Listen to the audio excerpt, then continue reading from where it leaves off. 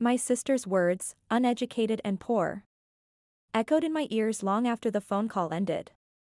They stung, not because they were entirely untrue at the time, but because they came from her, my own flesh and blood. She'd always looked down on me. The dreamer lost in books instead of spreadsheets. The artist with paint on my hands instead of a briefcase. I didn't have a fancy degree.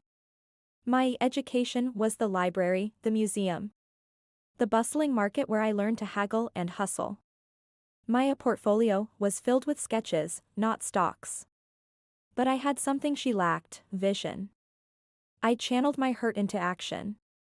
I started small, designing and selling hand-painted scarves at local craft fairs. My sister scoffed, calling it a hobby. But the scarves sold. Then came custom-designed bags, then clothing. My small stall grew into a vibrant boutique. I learned about business the hard way. Through trial and error, through late nights and sheer grit. I hired local artisans, teaching them skills and providing them with a fair wage. Years passed. My sister climbed the corporate ladder. Her life a whirlwind of meetings and promotions. But her eyes always held a flicker of something. Envy? Pity? I wasn't sure.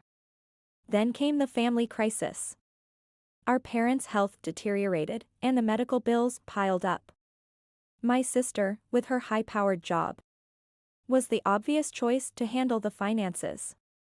But she was overwhelmed, lost in a sea of paperwork and red tape. I stepped in. My uneducated as self, armed with the street smarts I'd gained building my business, navigated the system.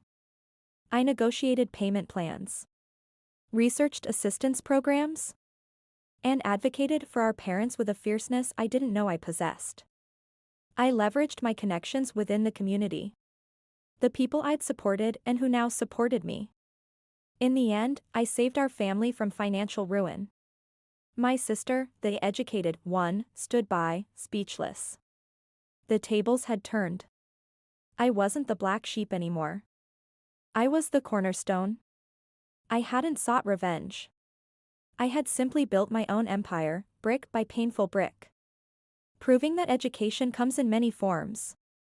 And that true wealth lies not just in your bank account, but in the strength of your spirit and the kindness you extend to others.